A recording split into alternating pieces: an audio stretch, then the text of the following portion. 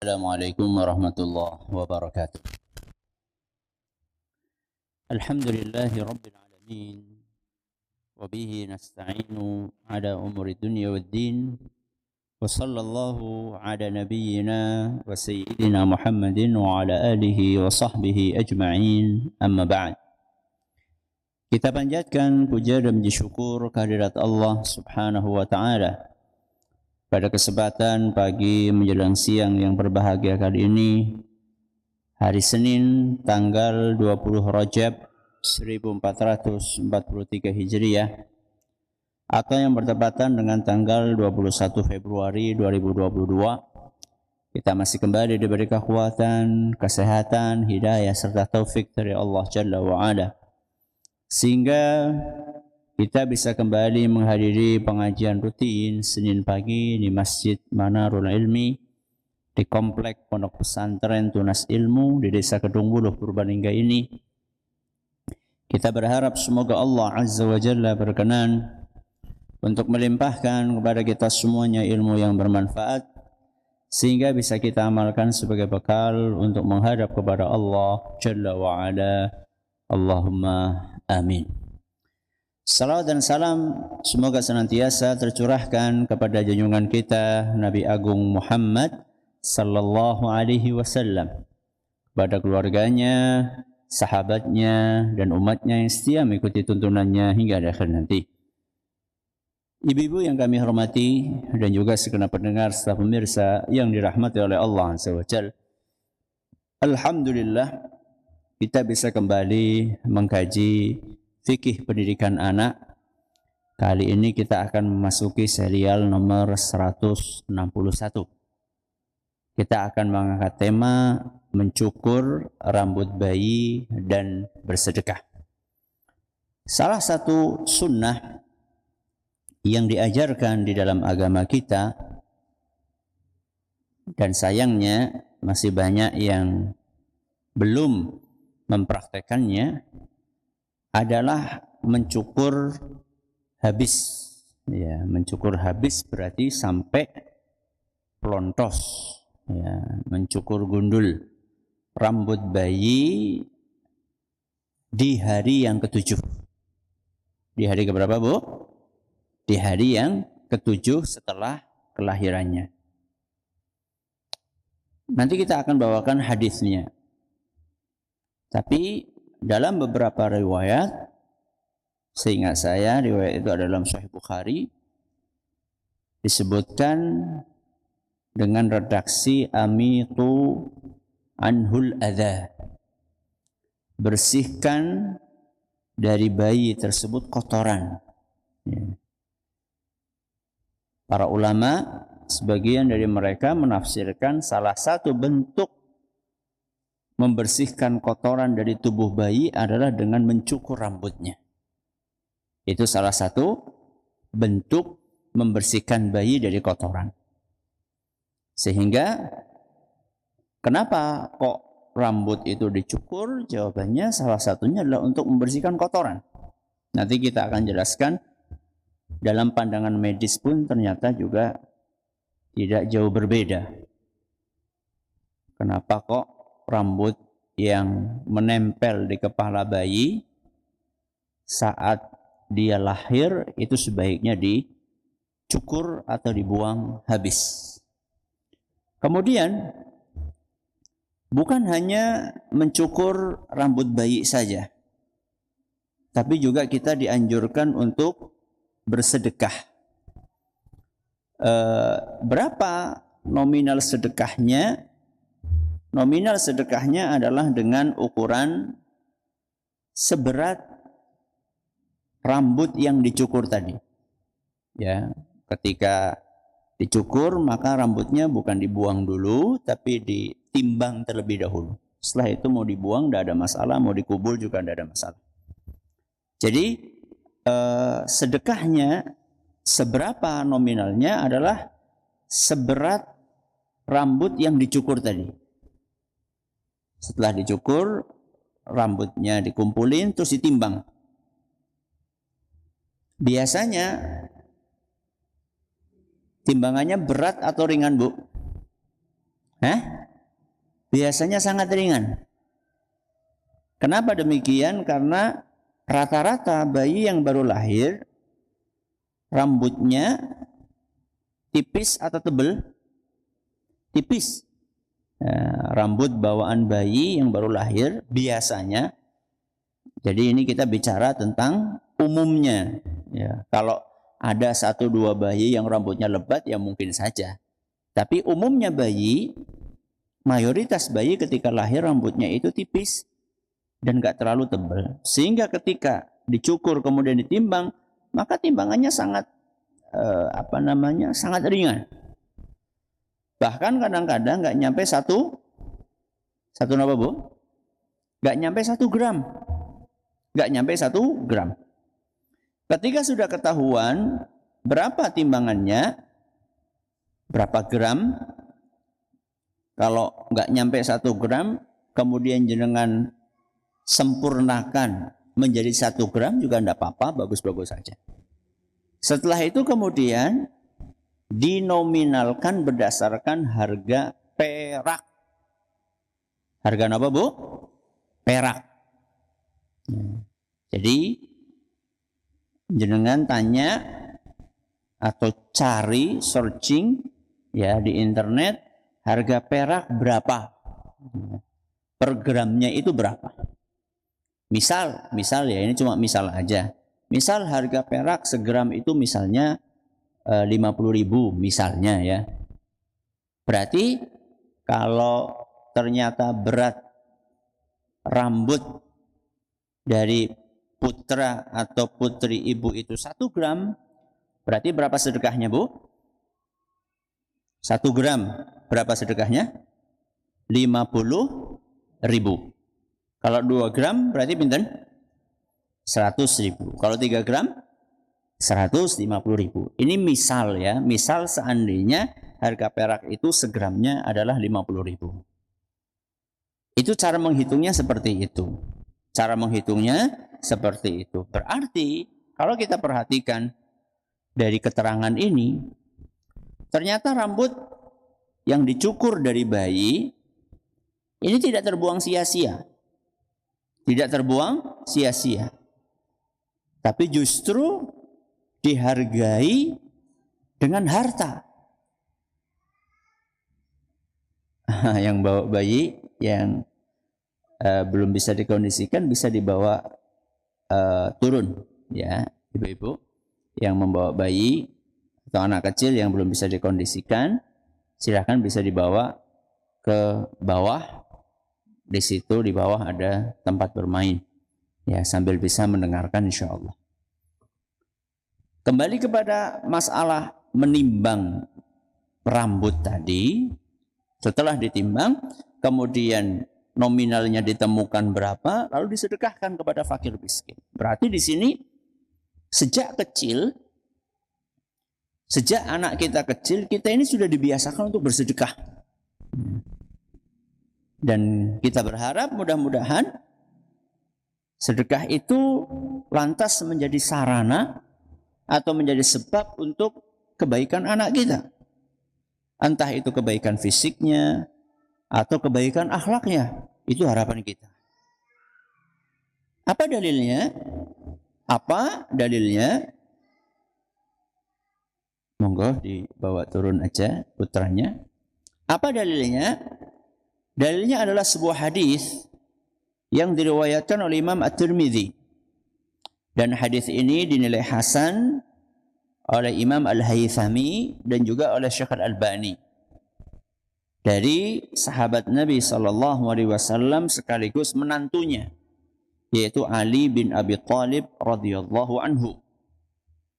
Ali bin Abi Thalib radhiyallahu anhu menuturkan, "Aqqa Rasulullah sallallahu alaihi wasallam 'anil Hasani bisyatin." Bahwa Rasulullah sallallahu alaihi wasallam mengakikahi Al-Hasan. Sinten Bu Al-Hasan? Al-Hasan sinten? Al-Hasan ya cucunya sinten? Rasulullah SAW. Anaknya siapa? Al-Hasan. Putrane sinten? Putrane Ali bin Abi Thalib yang menikah dengan putrinya Nabi, sinten? Fatimah. Ya. Jadi Nabi SAW mengakikahi Al-Hasan ya, dengan menyembelih kambing. Kemudian kemudian beliau berkata, ya Fatimah, wahai Fatimah. Sinten Bu Fatimah? Putrinya Rasulullah SAW, ibunya Al-Hasan, istrinya Ali bin Abi Thalib. Wahai Fatimah, ihliqi ra'sah. Wahai Fatimah, cukurlah rambutnya. Yang dimaksud di sini adalah rambut yang ada di kepalanya. Makanya di sini menggunakan kata ra'sah. Cukurlah rambut kepalanya. Setelah itu apa kata Nabi? Wa tasaddaqi, dan bersedekahlah bizinati sya'rihi fiddah. Bersedekahlah dengan nominal perak. Jadi sedekahnya bukan dalam bentuk perak, tapi dalam bentuk nominalnya. Karena kalau jenengan sedekah kepada orang miskin dikasih perak juga sama orang miskinnya buat apa? Repot malah. Jenengan berikan dalam bentuk nominalnya. Uangnya berapa? Ya. Kemudian kata Nabi, wa tasaddaqi bizinati sya'rihi fiddah. Kemudian wahai Fatimah, bersedekahlah dengan nominal perak seberat rambutnya. Jadi rambut yang sudah dicukur tadi ditimbang, kemudian berapa gram, lalu ditanyakan harga perak berapa, keluarkan nominal harga perak itu seberat berapa gram rambut yang selesai dicukur dari bayi tersebut. Hadis riwayat Tirmidzi dan dinilai hasan oleh Imam Al-Haythami dan Syekh Al-Albani. Nah, dari hadis ini dan juga hadis-hadis yang lain, bismillah, mayoritas ulama mengatakan bahwa menggunduli rambut bayi laki-laki adalah sunnah. Perhatikan baik-baik ya. Kita bahas dulu bayi jenis kelamin napa Bu? Laki-laki. Mayoritas ulama mereka mengatakan bayi kalau jenis kelaminnya laki-laki maka disunahkan di hari ketujuh untuk dicukur habis. Disunahkan di hari ketujuh untuk dicukur habis. Kenapa mereka mengkhususkan bayi laki-laki? Karena hadis yang tadi kita baca sedang membahas tentang cucu Nabi yang jenis kelaminnya laki-laki. Sinten Bu? Al-Hasan. Kemudian di dalam riwayat yang lain disebutkan anil hulami. Disunahkan untuk mencukur rambut hulam. Hulam itu kalau dalam bahasa Arab artinya bayi laki-laki atau anak laki-laki. Nah, mayoritas ulama mengatakan kalau anaknya laki-laki, bayinya laki-laki, maka sunnah untuk dicukur sampai habis. Nah, terus bagaimana kalau bayinya perempuan?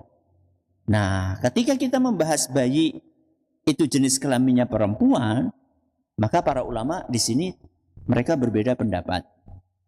Sebagian ulama, yaitu ulama Syafi'iyah dan ulama Malikiyah, mereka mengatakan ya sama saja disunahkan untuk dicukur juga.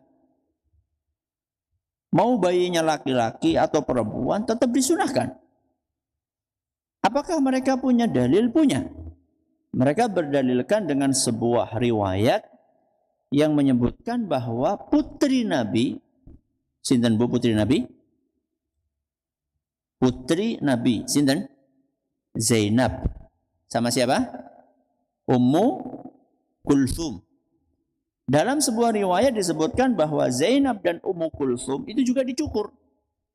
Buktinya dicukur apa? Buktinya dicukur Zainab dan Ummu Kulthum, rambutnya itu ditimbang dengan perak lalu disedekahkan. Berarti kan dicukur.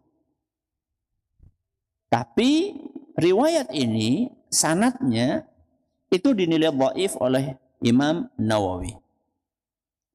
Mereka masih punya alasan yang mengatakan bayi perempuan pun juga disunahkan untuk dicukur. Alasan mereka apa? Alasan mereka mencukur bayi perempuan itu tetap ada maslahatnya. Loh, apa maslahatnya? Maslahatnya adalah bisa bersedekah. Maslahatnya adalah sedekah. Ketika bayi itu dicukur, kemudian rambutnya ditimbang, lalu disedekahkan, ini kan maslahat. Ya, sedekah untuk orang-orang yang miskin. Kemudian ada lagi maslahatnya atau tidak? Ada lagi kata mereka. Apa maslahatnya? Maslahatnya adalah rambut dari bayi yang digundul itu biasanya nanti tumbuhnya setelah digundul akan lebih kenapa Bu? Akan lebih bagus. Dan ini terbukti pengalaman demikian. Bayi-bayi yang rambutnya nunsew kan sekarang ada sebagian bayi yang rambutnya itu tumbuh di sini nggak tumbuh, tumbuh di sini. Betul nggak Bu? Iya. Atau di sini tebal, di sini tipis, di sini tebal lagi. Ada sebagian bayi yang seperti itu. Sampai ada sebagian ibu-ibu yang, wah jangan dicukur, wah udah tipis kok dicukur. Ya, justru pengalaman itu membuktikan ketika bayi rambutnya kurang rata, yang bagian sini tebal, yang bagian sini tipis, atau bahkan mungkin hampir nggak tumbuh di beberapa bagian kepalanya, itu kalau dicukur, gundul, kemudian tumbuh, itu malah biasanya rambutnya tumbuhnya lebih apa Bu? Lebih bagus, lebih tebal, lebih rata, biasanya kayak gitu. Nah sekarang wanita mahkotanya di mana Bu? Mahkotanya di rambut. Ya. Sehingga ketika bayi perempuan itu dicukur, harapannya nanti rambutnya akan semakin bagus. Ya. Jadi maslahatnya ada. Ini menurut pendapat yang pertama, yaitu ulama Syafi'iyah dan ulama Malikiyah.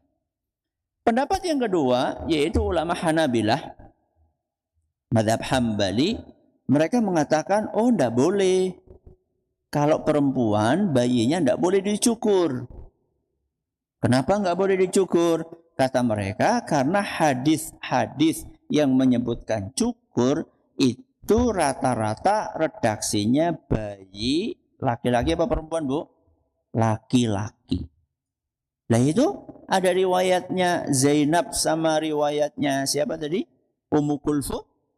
Kata mereka loh riwayatnya kan dhaif. Terus kenapa nggak boleh dicukur? Karena aslinya perempuan itu tidak boleh digundul. Karena apa Bu tadi? Karena mahkotanya perempuan itu ada di mana? Ada di rambut. Jangan kalau ketemu sama perempuan yang gundul Bu, tambah ayu, nopo tambah mboten ayu? Tambah mboten ayu. Ya. Sehingga aslinya perempuan itu nggak boleh digundul. Aslinya ya. Kecuali mungkin ada alasan syar'i misalnya. Misalnya harus dioperasi di bagian kepalanya. Sehingga kalau ada rambutnya susah maka perlu digundul. Itu lain cerita. Tapi kalau misalnya nggak ada alasan apa-apa kok digundul, itu tidak boleh, aslinya perempuan demikian. Ya, itu menurut pendapat ulama Hanabilah. Intinya dua pendapat ini sama-sama kuat. Pendapat yang mengatakan anak perempuan digundul saat lahir itu mereka punya dalil. Kemudian ulama yang mengatakan tidak perlu digundul, bahkan tidak boleh digundul, itu juga ada dalilnya. Karena sama-sama argumennya kuat, jenengan mau memilih salah satu dari dua pendapat itu tidak masalah. Jadi kalau misalnya, wah anak saya perempuan lahir digundul, tidak apa-apa. Karena ada dalilnya, ulamanya juga ada. Terus misalnya ada ibu, enggak lah anak saya perempuan enggak mau tak gundul, itu juga tidak apa-apa. Karena ada dalilnya dan ada ulamanya. Ini kesimpulannya. Tapi kalau anak laki-laki, maka para ulama mayoritas dari mereka sepakat bahwa bayi laki-laki itu dianjurkan untuk dicukur habis rambutnya. Kapan, Bu? Di hari yang ke-7. Baik. Ini adalah dalil syariat. Timbul pertanyaannya, dalam pandangan medis itu seperti apa? Mencukur rambut bayi di hari yang ke-7. Dalam pandangan medis itu bagaimana? Ternyata dalam pandangan medis itu juga ada manfaatnya. Mencukur bayi, mencukur rambut bayi itu ada manfaatnya. Apa manfaatnya? Antara lain membersihkan lemak, membersihkan zat-zat sisa dari rahim ibu. Jadi ketika bayi lahir itu kan keluar dari rahim ibu. Di dalam rahim ibu itu ada macam-macam cairan, ya. Yang itu sangat mungkin ketika bayi lahir keluar dari rahim ibunya masih nempel di kepalanya. Sesuatu yang kotor tadi itu masih nempel di kepala atau rambut si bayi saat ibunya mengalami persalinan. Nah, mencukur rambutnya, mencukur rambut bayi, ini sama saja membersihkan kotoran-kotoran yang melekat di kepalanya dari bayi tersebut. Sehingga dari sini wallahu a'lam, tadi seperti yang saya bawakan di awal, dalam beberapa riwayat disebutkan amitu anhul adza. Buang, bersihkan bayi itu dari kotoran. Bisa saja yang dimaksud adalah selain rambut, bawaan bayi juga termasuk kotoran-kotoran yang melekat di kepalanya saat bayi itu keluar dari rahim ibunya. Sangat mungkin. Ya. Itu yang pertama. Yang kedua, yang namanya bayi ketika kecil itu sangat mungkin gumoh. Gumoh niku napa, Bu? Gumoh itu ya semacam muntah, tapi setelah minum apa, Bu? Setelah minum ASI. Yang namanya gumoh, bayi muntah setelah minum ASI, mungkin atau tidak nanti ASInya, gumohannya itu nempel di kepala. Mungkin apa mboten? Sangat mungkin. Karena mulut dengan kepala kan dekat. Kemudian kemungkinan yang lain juga ngompol. Kenapa, Bu? Ngompol. Yang namanya bayi ngompol itu bisa kayak panturan kan? Ya nggak tahu, bisa tahu-tahu tur kemana? Ke kepala misalnya. Atau misalnya nggak ke kepala, cuma di atas perlak, di atas perlak yang buat tidur si bayi. Memang pipisnya di bawah, akan tetapi bayi itu muter-muter. Ya, akhirnya kepalanya meniduri bekas pipisnya, akhirnya kepalanya kotor. Nah, ketika rambut itu digundul, itu akan lebih mudah bagi si ibu untuk membersihkan kepala bayinya ketika terkena gumoh atau terkena air pipis dari bayi tersebut. Ini manfaat yang lainnya. Ketika bayi dicukur bersih, itu biasanya bayi itu merasa lebih nyaman. Kenapa lebih nyaman? Karena terasa adem, semriwing. Ya, jadi ketika nggak ada rambutnya, itu kena angin itu lebih apa, Bu? Lebih kerasa. Nah, sehingga biasanya, apalagi seperti di negara tropis kayak di Indonesia ini, itu kan sering suasananya itu gerah, sumuk, panas, ya, sehingga kadang-kadang bayi rewel, ya, sudah panas, rambutnya ada di sini, ketika dicukur habis, kemudian pelontos, bayi itu relatif lebih merasa nyaman karena dia merasa dingin, kemudian kepalanya kena angin secara langsung ke pori-pori yang ada di kepalanya. Ini adalah bicara secara medis. Berarti Kesimpulannya, mencukur rambut bayi dipandang dari sisi syariat itu ada dalilnya, dan dipandang dari sisi medis ada manfaatnya.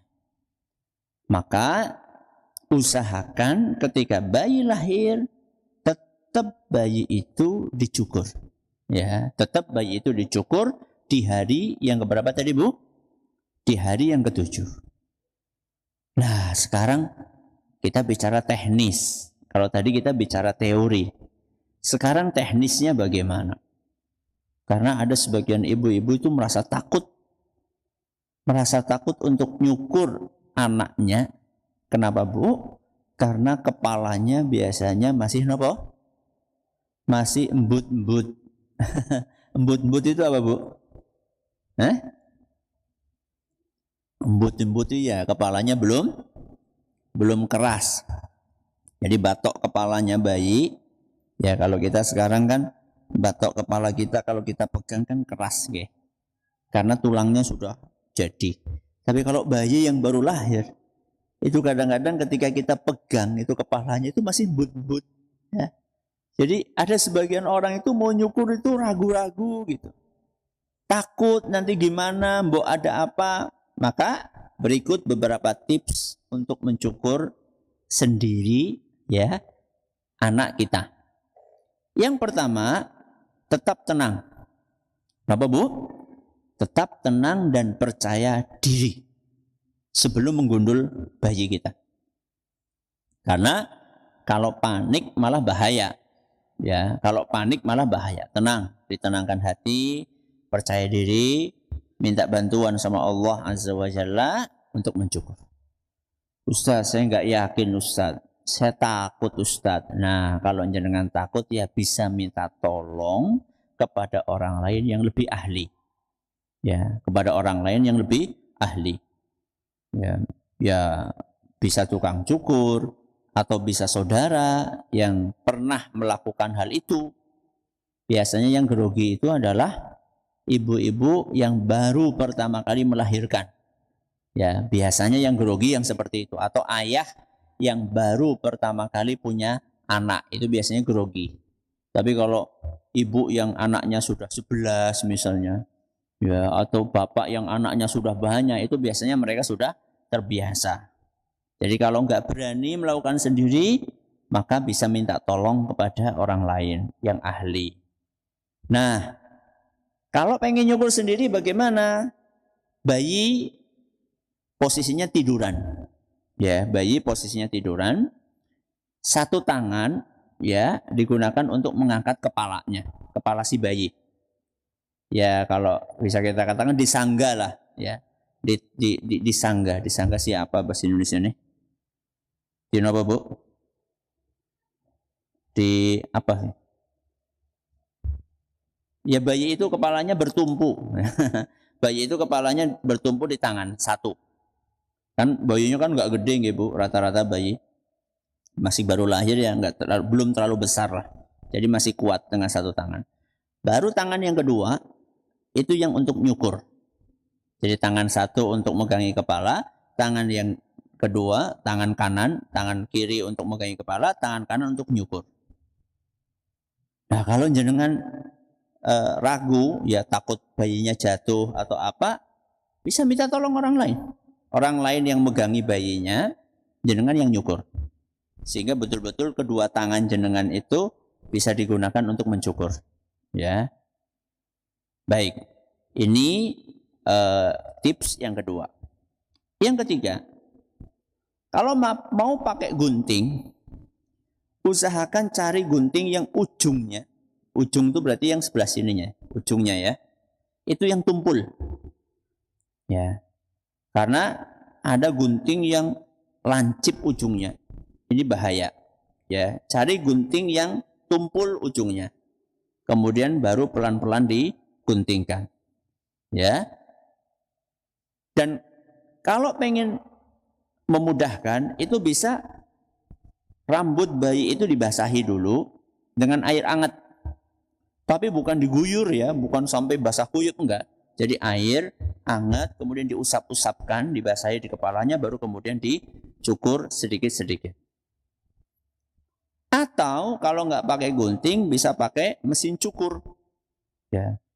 Dan diusahakan mesin cukur itu ya mesin cukur yang bersih, ya syukur-syukur memang baru dipakai, ya sehingga kesterilannya itu betul-betul terjaga. Ya. Nyukurnya nggak usah buru-buru, pelan-pelan, ya pastikan di rambut itu, di kepalanya itu nggak ada lipatan-lipatan. Jadi lipatan-lipatannya diratakan dulu pelan-pelan, baru kemudian mulai dicukur. Untuk mengantisipasi agar lipatan yang ada di kepala itu tidak ikut tercukur. Nah itu kan ngeri itu ya. Maka kalau sampai kemudian tergores atau keluar darahnya, jangan panik, segera dikonsultasikan kepada tenaga medis, kepada dokter, kepada perawat untuk diberikan pertolongan pertama. Ini pembahasan kita pada kesempatan kali ini, mudah-mudahan bermanfaat untuk kita semuanya. Wallahu ta'ala a'lamu bishawab. Silahkan kalau ada pertanyaan bisa disampaikan pertanyaannya. Baik, terima kasih Ustaz. Jazakallahu khairan atas materi yang telah disampaikan. Berikutnya kami bacakan beberapa pertanyaan yang telah masuk. Pertanyaan pertama, Bismillah, Assalamualaikum Ustaz. Waalaikumsalam warahmatullahi wabarakatuh. Ustadz, apakah boleh sedekah tersebut berupa makanan atau sembako yang dibelanjakan sesuai nominal hasil timbangan? Kemudian siapa yang diutamakan untuk menerima sedekah tersebut? Jazakallahu khairan. Siapa yang apa? Siapa yang diutamakan menerima sedekah tersebut? Mudah-mudahan tidak apa-apa. Ya, mudah-mudahan tidak mengapa kalau memang dilihat maslahatnya lebih besar. Ya, kalau memang dilihat maslahatnya lebih besar dengan barang-barang tersebut. Ya, karena ini sifatnya sedekah, jadi lebih fleksibel dibandingkan zakat. Ya, lebih fleksibel dibandingkan zakat. Apalagi kalau khawatirnya disedekahkan pakai nominal, malah uangnya buat beli pulsa. Nah, terus pulsanya untuk beli kuota, kuotanya buat main game. Ya, itu mendingan kita berikan dalam hal atau dalam bentuk yang bermanfaat, entah itu beras atau minyak. Masih langka nggih Bu minyak nggih Bu? Minyak masih langka Bu? Masih nggih. Ya wis rasa digoreng digodhog bae. Ya. Malah lebih sehat nggih Bu nggih. Ya. Jadi tidak apa-apa insyaallah kalau dalam bentuk barang. Siapa yang diprioritaskan? Yang diprioritaskan orang-orang miskin. Ya, yang diprioritaskan orang-orang miskin yang membutuhkan bantuan. Ya, wallahu a'lam. Silakan. Baik, terima kasih atas jawabannya. Berikut pertanyaan dari pemirsa dan juga pendengar Radio Roja. Assalamualaikum warahmatullahi wabarakatuh. Waalaikumsalam warahmatullahi wabarakatuh. Dari Umu Abdillah di Tangerang Selatan. Ustadz, bayi kami umurnya hampir 2 tahun. Saat akikoh, kami lupa mensedekahi rambut yang sudah dicukur. Apakah masih bisa jika disedekahi saat ini ya Ustadz? Terima kasih, jazakallah khairan. Masih bisa. Ya. Jangankan lupa sedekah, lupa cukur aja masih bisa dicukur. Ya. Tapi kalau anak itu sudah SD perempuan pula ya jangan. Ya. Tapi kalau misalnya anak itu masih usia tadi 2 tahun atau 1 tahun, bukan hanya boleh disedekahkan, belum dicukur pun juga dicukur tidak ada masalah, kata para ulama kita. Nah, nominalnya gimana? Nominalnya rambut yang dulu, kalau memang sudah pernah dicukur, berarti rambut yang dulu. Ya, rambut yang dulu kira-kira berapa? Pakai perkiraan aja bisa lah. Gak mungkin rambutnya sekilo tuh, gak mungkin. Ya, paling-paling hitungan gram, ya 2 gram, 3 gram, paling segitu. Jadi kalau Anda mau lebihkan lebih bagus lagi. Ini saya ragu lah dulu berapalah, saya kasih 5 gram misalnya, enggak apa-apa. Ya. Mudah-mudahan lebih banyak orang miskin yang mendapatkan manfaat dari sedekah Anda. Baik, silakan. Ya, terima kasih jawabannya Ustadz. Pertanyaan berikutnya datang dari hamba Allah di Purbalingga. Assalamualaikum warahmatullahi wabarakatuh. Waalaikumsalam warahmatullahi wabarakatuh. Ustadz, dalam tradisi Jawa, mencukur atau menggundul rambut bayi menunggu 40 hari. Karena dalam tradisi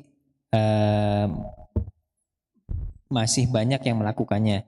Dan sebelum bayi dicukur, sang ibu tangannya dimasukkan ke dalam wadah yang berisi air bunga, daun kelor, pisang, dan uang. Kalau dalam bahasa Jawa wisuh, dan airnya nanti dibuang di depan rumah atau di jalan. Ini bagaimana dalam pandangan Islam, Ustadz? Jazakumullahu khairan. Sebaiknya mengikuti apa yang dicontohkan oleh Nabi kita Muhammad sallallahu alaihi wasallam. Itu berdasarkan wahyu. Kalau tradisi itu berdasarkan olah pikir manusia. Ya, budaya itu hasil olah pikir manusia.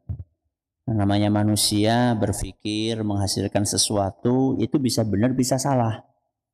Ya, namanya manusia berpikir kemudian menghasilkan sebuah tradisi atau sebuah kebudayaan, itu ada kemungkinan benar, ada kemungkinan salah, ada kemungkinan baik, ada kemungkinan tidak baik. Kalau wahyu itu mesti baik terus, kalau wahyu itu mesti benar terus, sehingga lebih baik mengikuti apa yang sudah dicontohkan oleh Nabi kita Muhammad sallallahu alaihi wasallam. Karena ketika Rasulullah Shallallahu Alaihi Wasallam mencontohkan seperti itu, ya, mencontohkan seperti tadi itu beliau berdasarkan wahyu dari Allah. Wa ma yantiqu 'anil hawa in huwa illa wahyu yuha. Dalam Al-Quran disebutkan Rasulullah SAW itu ketika berbicara, ketika berbuat, itu tidak asal-asalan, tidak berdasarkan nafsu. In huwa illa wahyu yuha. Tapi apa yang diucapkan oleh Nabi SAW, apa yang diperbuat oleh Nabi SAW itu landasannya wahyu. Wahyu yang diberikan oleh Allah kepada beliau. Nah, karena wahyunya dari Allah dan Allah itu Al-Haqqu, ya, salah satu nama Allah adalah Al-Haqqu, yang maha benar. Karena wahyunya bersumber dari Al-Haqqu, yaitu yang maha benar, maka pasti wahyu itu benar. Ya, berbeda dengan olah pikir manusia. Kalau olah pikir manusia itu punya keterbatasan, karena akal itu memiliki keterbatasan. Sehingga sangat mungkin hasil olah pikir manusia itu benar atau salah.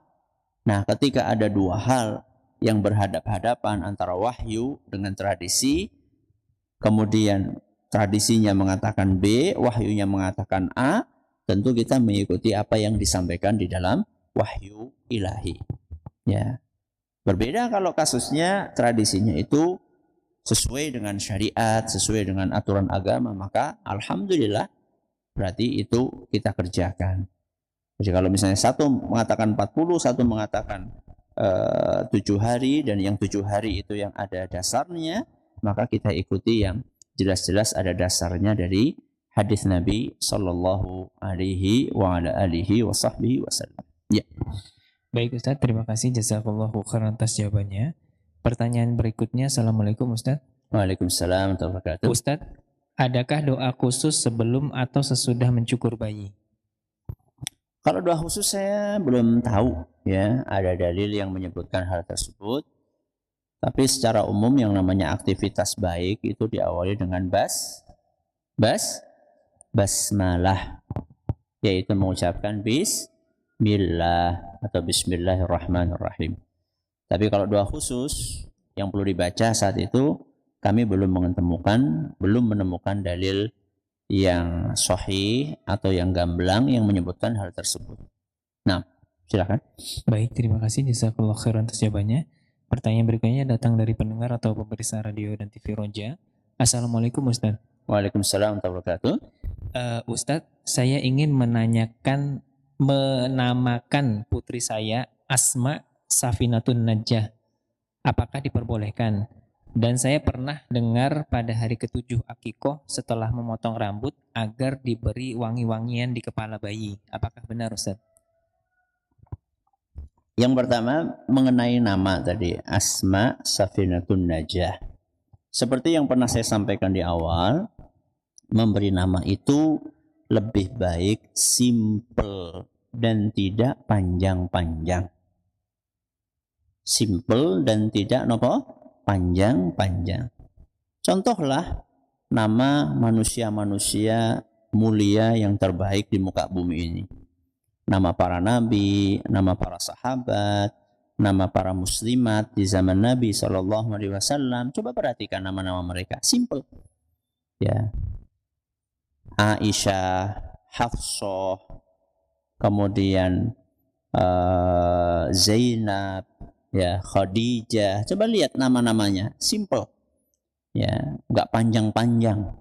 Sehingga kalau saya ditanya nama tadi, ya mendingan Anda memilih menggunakan nama Asma. Sudah gitu aja, Asma. Itu enak banget, ya. Sehingga orang jadi nggak bingung.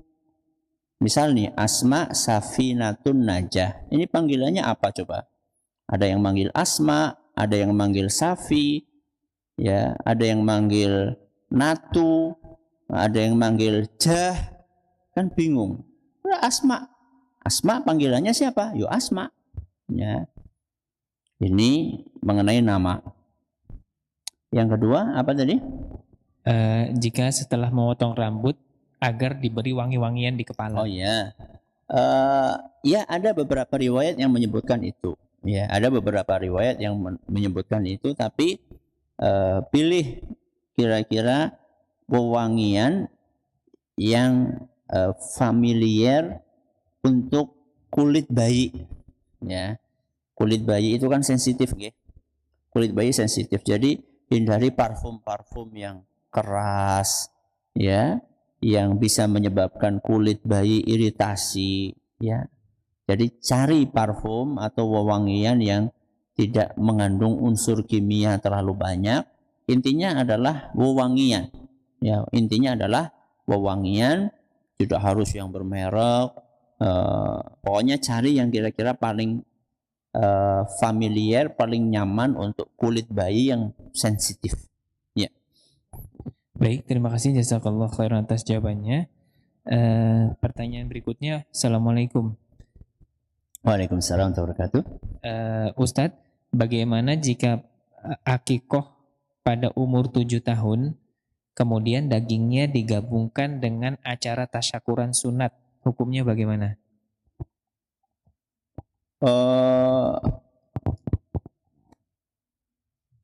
Kalau menyengaja nunda sampai umur 7 tahun ya tidak baik. Kalau dia sudah mampu ketika umur 7 hari sudah mampu akikah, kemudian ditunda nunggu 7 tahun sampai waktu sunat, itu nggak baik. Ya, itu tidak baik. Tapi kalau misalnya Anda niatnya karena Anda kondisinya memang tidak ada duit, ya, ketika 7 hari itu nggak ada duit, sampai umur 7 tahun baru ada duit, ya, baru ada duit. Kemudian Anda sembelih untuk akikah, dagingnya bisa untuk syukuran tadi apa, sunatan, tidak apa-apa. Tapi niat utamanya adalah akikah.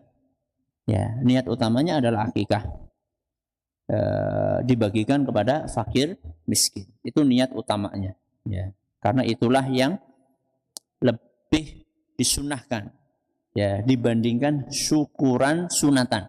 Ya, bukan sunatannya, kita bukan bahas sunatannya. Kalau sunatan itu, kalau sunat khitan itu jelas syariat yang jelas sekali dalilnya. Tapi yang kita bahas adalah syukurannya. Ya, syukuran sunatan boleh-boleh aja, ya. Tapi kalau memang mau disertakan, maka niat utamanya bukan syukuran sunatannya, tapi niat utamanya adalah akikahnya. Niatnya adalah akikahnya, karena ini hukumnya sunnah, bahkan menurut sebagian ulama hukumnya wajib. Sedangkan syukuran sunatan itu hukumnya mubah. Mubah itu artinya boleh. Ya, kita bukan bahas sunatannya, tapi bahas syukuran sunatan. Itu hukumnya mubah. Ya, maka antara yang sunnah dengan yang mubah ya jelas lebih tinggi levelnya yang sunnah. Makanya itu yang dijadikan sebagai niat utamanya. Wallahu a'lam. Ya, Baik, terima kasih Ustaz. Jazakallah khairan atas jawabannya. Pertanyaan berikutnya, Assalamualaikum Ustaz. Waalaikumsalam warahmatullahi wabarakatuh. Ustadz, orang tua saya sudah meninggal, memiliki 3 anak perempuan, yang dua anak perempuan ini belum menikah. Bolehkah kami nanti ketika menikah memanggil wali hakim? Syukran Ustadz. Yang meninggal siapa? Orang tua. Jadi Dua-duanya. orang tuanya meninggal dua-duanya, punya 3 anak perempuan, yang 2 belum menikah. Ketika nanti menikah, bolehkah memanggil wali hakim? Dicari dulu keluarganya. Mungkin ada Pak D-nya. Itu bisa jadi wali. Pak D dari jalur bapak, ya, atau Pak L dari jalur bapak. Kalau tidak ada, nanti cari Pak D dari jalur ibu, ya, atau Pak L dari jalur ibu. Ya, kalau memang nggak ada sama sekali, ya boleh pakai wali hakim. Itu kan kalau tidak ada. Kalau masih ada keluarga, kerabat, ya pakai kerabat yang mahram, ya, yang mahram. Pak D dari jalur bapak, dari jalur ibu, Pak L, itu kan mahram. Itu bisa jadi wali ketika tidak ada ayahnya. Ya, ketika tidak ada ayahnya. Mudah-mudahan bermanfaat. Wallahu ta'ala a'lam bissawab. Kita akhiri dengan doa kafaratul majlis. Subhanakallahumma wa bihamdika asyhadu an la ilaha illa anta astaghfiruka wa atubu ilaik. Assalamualaikum warahmatullahi wabarakatuh.